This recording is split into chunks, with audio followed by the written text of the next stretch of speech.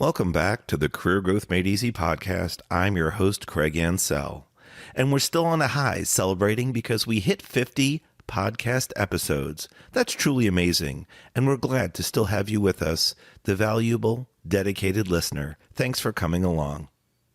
Today, we're on episode 52, titled The Best Email. But I'm not going to let you know what it is until we come back from the intro. See you then.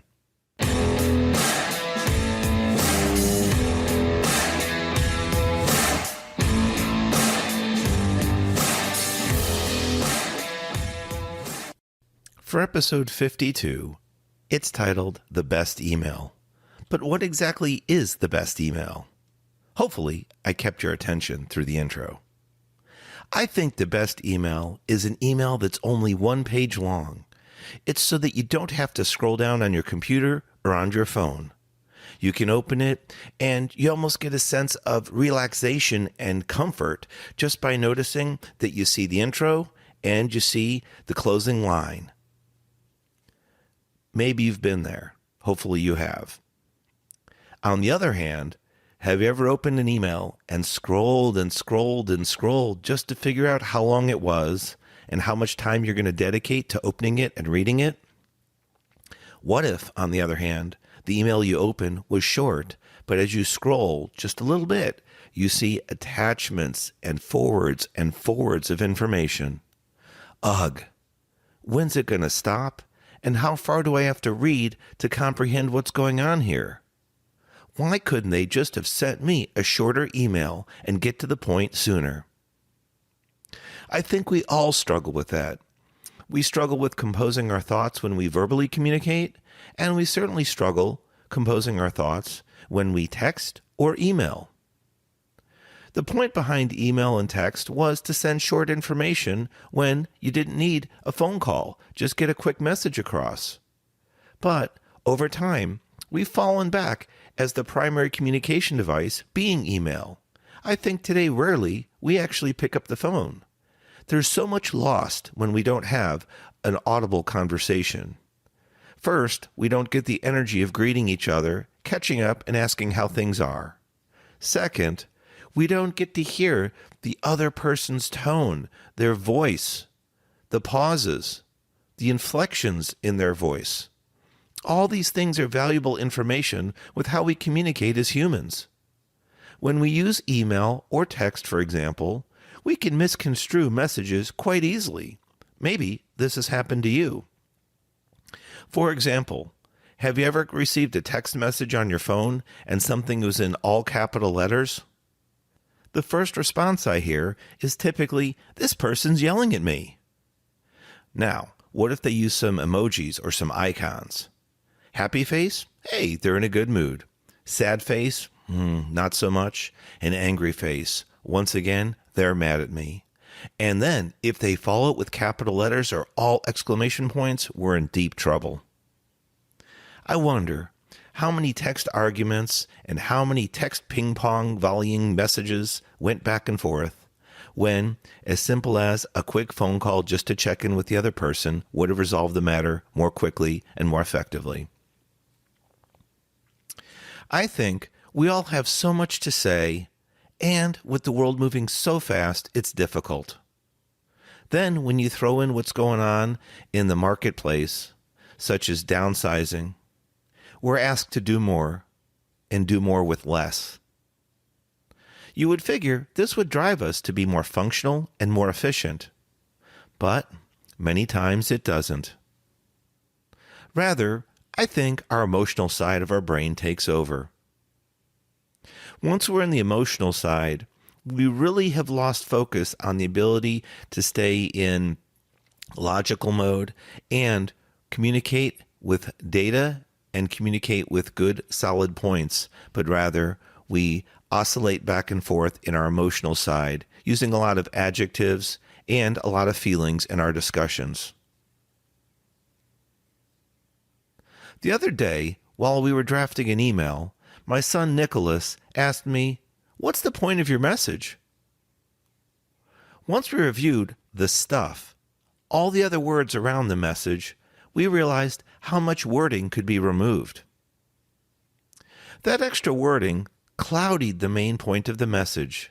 It even made the main point difficult to see.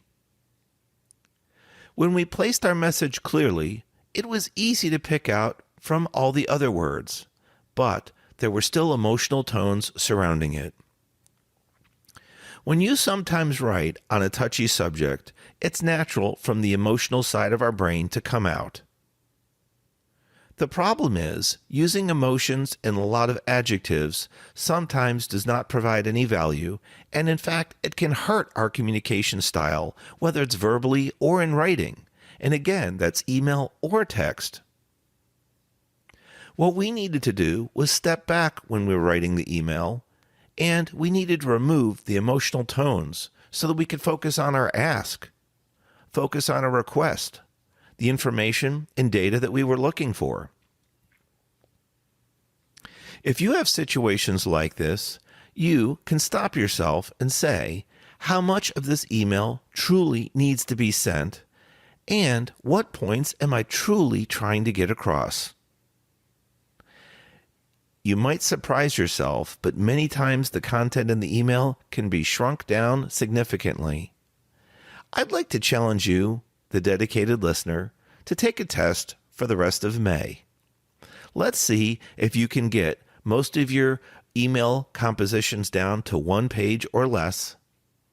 And when you form a response, do the same thing. Try to keep it to 1 page or less. I'll put a link to some earlier show episodes where I talk about being overloaded by email and text, and I think there's even a few episodes on communication as well that I'll share with you. Really, the goal of today's podcast was just to talk about the best email. And yes, it does center a little bit around emotion when you open that email and you almost feel a place of a feeling of peace, a feeling of comfort when you open it and see that there's just a few short phrases or few short sentences for you to read and digest. You almost welcome it emotionally because you said, wow, this is something quick I can process. And if someone's asking something of me, I can quickly turn around and respond. Now, there are tips and there are tricks to when you ask questions and ability to communicate them in a clean, clear fashion. So, we'll put the links in the show notes for other ways to communicate, improved ways that is, for email and text. But for today's episode, yes, it was a little shorter, just like we're trying to make our emails the best email. We want to help make this podcast episode one of the best by being a little shorter today and getting to the point more quickly. When you write the best email, you address the person, you get very quickly to the point or points, and you close the email clearly and cleanly. Try to remove any ambiguous statements. If there's something you wish you had said or wish you had asked, put it in the email. Just make sure it's clear to the receiver what you're asking for.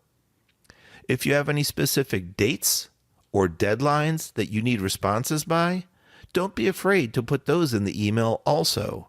Just make it clear that you have a strong request to meet those deadlines or dates.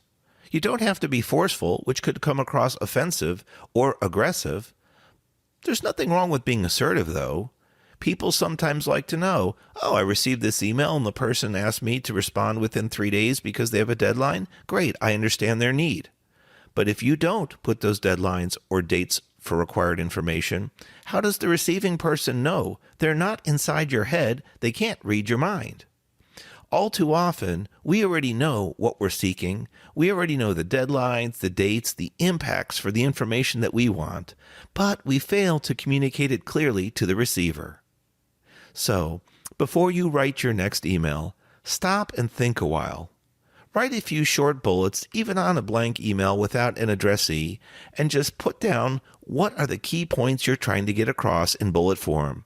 You don't need sentences, just the plain bullet points. When you see there's only 2 or 3, maybe turn those into a couple sentences and you're done.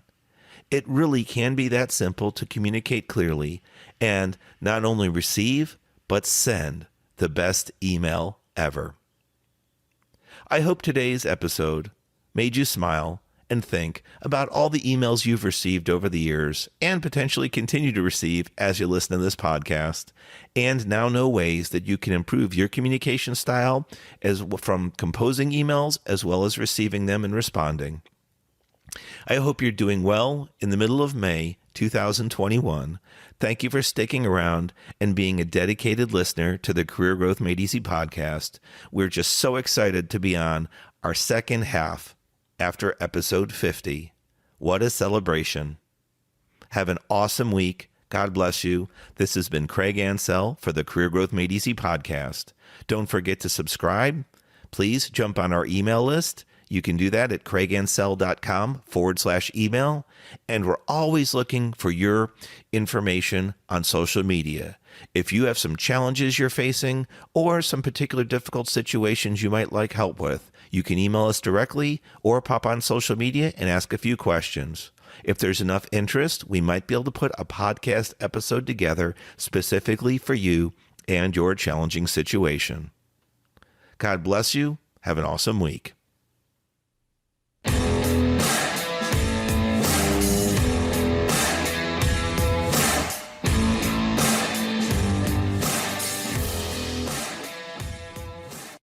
Thanks for watching. If you've enjoyed this episode, be sure to subscribe to our channel. New episodes every Monday. In the meantime, why don't you follow us on social media at Craig Ansell on Facebook, LinkedIn, and Instagram. To book a coaching appointment, download our free guides, or join our email list, check out the links in the description below.